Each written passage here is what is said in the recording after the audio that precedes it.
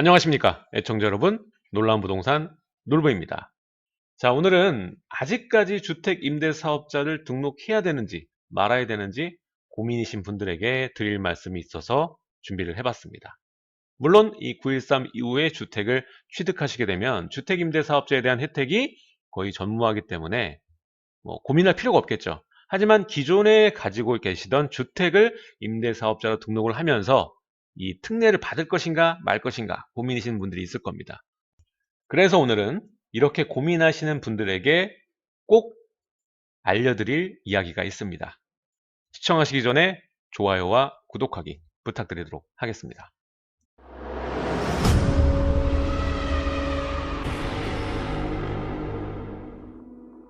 자, 어느덧 추석이 이번 주로 성큼 다가왔습니다. 2019년도 얼마 남지 않은 상황이죠. 이런 상황에 이 주택임대사업자에 대한 등록 여부를 두고 아직도 고민이 많으신 걸로 알고 있습니다. 자, 그 중에 주택임대사업자를 내지 말아야겠다라고 생각하시는 분들은 연일 이 주택임대사업자에 대한 혜택이 축소되고 있는 상황이고 언제 또 어떻게 말을 바꿀지 모르기 때문에 등록했다가 괜히 피 보는 거 아닌가 이렇게 고민을 하시고 계시고, 또한 장기간 동안 몇 가지 혜택을 보긴 하겠지만 거래를 할 수 없기 때문에 여기에 대한 리스크를 감당을 하셔야 됩니다. 따라서 어느 정도 여유가 있으셔야겠죠. 장기간 동안 이 주택을 팔지 않아도 상관없을 만한 여유가 있어야 이 주택임대사업자를 등록할 수가 있습니다.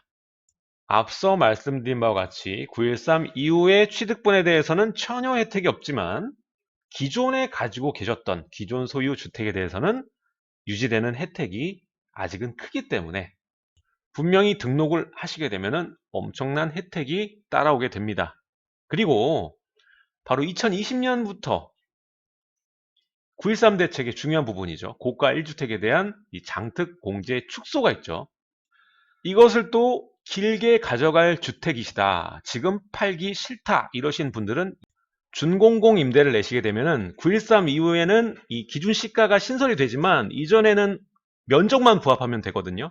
그러다 보니까 이 장특공제를 또 70%까지 받을 수가 있습니다. 그러니까 내년부터 바뀌는 고가 1주택에 대한 장특공제 축소를 방어할 수가 있게 되는 거죠. 참 헷갈리죠? 이러한 이 세법에 관련된 부분 굉장히 헷갈립니다. 이런 경우에는 이렇고 저런 경우에는 저렇고, 이것도 어떻게 보면 틈새 같은 경우에죠. 자, 지금 같은 경우에는 어떻습니까? 고가다 보니까 일단은 양도세 중과배제, 종부세 합산배제 이런 거는 받을 수가 없습니다. 따라서 이 장특 공제만 방어가 가능한 겁니다. 준공공으로. 말씀드린 대로 고가의 1주택인데 지금 팔기 싫다, 난 더 가져가야겠다, 이러한 경우에 쓸 수 있는 전략이죠. 자, 이 부분은 많이 헷갈리실 테니까 제가 카페에 자료로 또 넣어 놓도록 하겠습니다. 카페에 가입하셔서 자료실에서 검색해서 보시면 됩니다. 자, 다시 돌아와서 이 주택임대사업자의 등록 여부를 두고 가장 많은 고민이 되는 것이 이 페널티에 관한 부분이죠. 그 중에 이 5% 증액 제한, 임대료 증액 제한이라는 이 규정이 있습니다. 자, 이전에는 우리가 준공공 임대주택일 경우에만 임대주택 임대료 증액 제한 규정이 있었습니다. 하지만 이것이 확대가 돼서 장기 임대주택도 5% 증액 제한 규정이 신설됐습니다. 자, 우리가 혜택을 보려면 장기 임대주택 등록을 해야 되죠. 우리 파리 대책 이전에는 단기도 혜택을 줬지만 파리 이후에는 장기 임대만 혜택을 줬기 때문에 참 임대주택도 여러 가지의 종류가 단기, 장기, 준공공, 그쵸?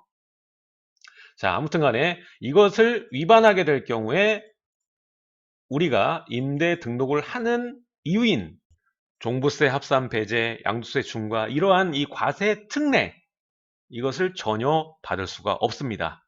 이 증액 제한을 어기게 되면요. 자, 적용 시기는 시행령 개정 이후 임대차 계약 갱신이나 새로운 계약부터 적용이다. 자, 이 부분에 대해서는 그동안 입이 아프게 많이 이야기를 해드렸던 부분이기 때문에 이 5% 증액 제한이 얼마나 중요한지에 대해서 잘 알고 계실 겁니다. 근데 이 5% 증액의 기준이 뭐죠? 바로 기존에 있던 임대료입니다. 따라서 이 기존의 임대료에 대해서 우리가 정확히 생각을 해봐야 되는 부분인데 요게 또 틈새가 있었거든요. 바로 최초 임대료입니다. 이것을 두고 증액 제한이 장기 임대에 모두 걸리면 일시에 이 임대료가 올라갈 것이다, 전세료 올라갈 것이다, 뭐 이러한 영상들 많이 보셨을 겁니다. 자, 먼저 이 최초 임대료란 임대사업자 등록 후 다음 임대차 계약이나 아니면 기존 계약을 갱신할 때 계약서상의 임대료를 최초 임대료라고 합니다. 지금 우리가 주택임대사업자의 최대 페널티가 임대료 증액 제한이라고 말을 했죠.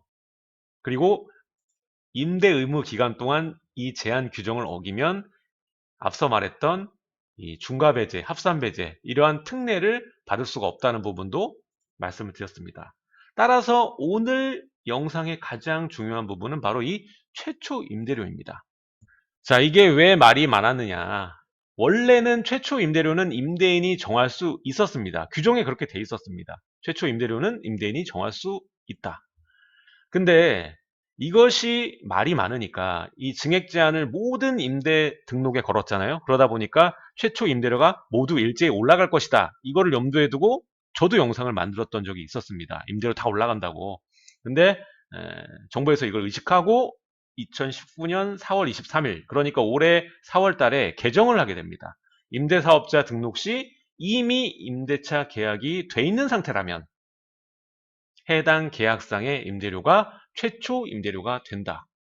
이게 임대인들에게 얼마나 불리하냐면 기존에 이미 싸게 주고 있던 임차인이 있다면 이 금액 그대로 증액 제한이 걸려버리게 되는 겁니다. 내가 오랫동안 봤던 사람이 뭐 원래는 시세가 5억인데 내가 2억에 두고 있었다. 그러면은 2억을 기준으로 가게 되는 거예요. 그리고 보통 우리가 입주장 때 임대료가 최저점으로 떨어졌다가 다시 회복이 되는 형상으로 임대료가 편성이 되는데 이렇게 신규 주택 입주장 시에 임대 등록을 할 경우에는 최저점에 있는 그 임대료가 최초 임대료가 되는 겁니다. 그러니까 상당히 불리할 수밖에 없는 거죠.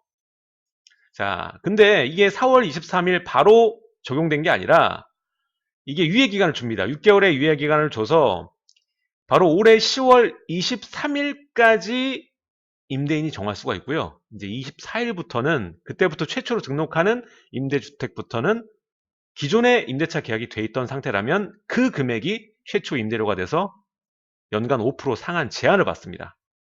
따라서 오늘 이 영상의 주된 목적은 임대사업자를 고민하시는 분들 지금 10월 23일까지가 최초 임대료를 여러분이 직접 결정할 수 있는 마지막 기회라는 겁니다. 하시려면 빨리 하라는 말이죠. 2019년 10월 23일까지 개정 전 규정이 적용되기 때문에 임대주택 등록 시 이미 계약이 돼 있는 상태여도 다음 임대차 계약 갱신할 때는 이 증액 제한을 받지 않습니다. 언제까지라고요? 10월 23일까지. 이전에는 5%든 10%든 50%든 증액 제한을 받지 않습니다. 그러니까 최초 임대료라는 것이 향후 여러분들의 장기간의 임대료, 그러니까 수익을 결정할 아주 중요한 사안인 만큼 내가 주택 임대 사업자를 등록할지 말지 확실히 판단을 하시고 꼼꼼히 따져보셨다면 이 기간 내에 등록을 하셔야 될 것입니다.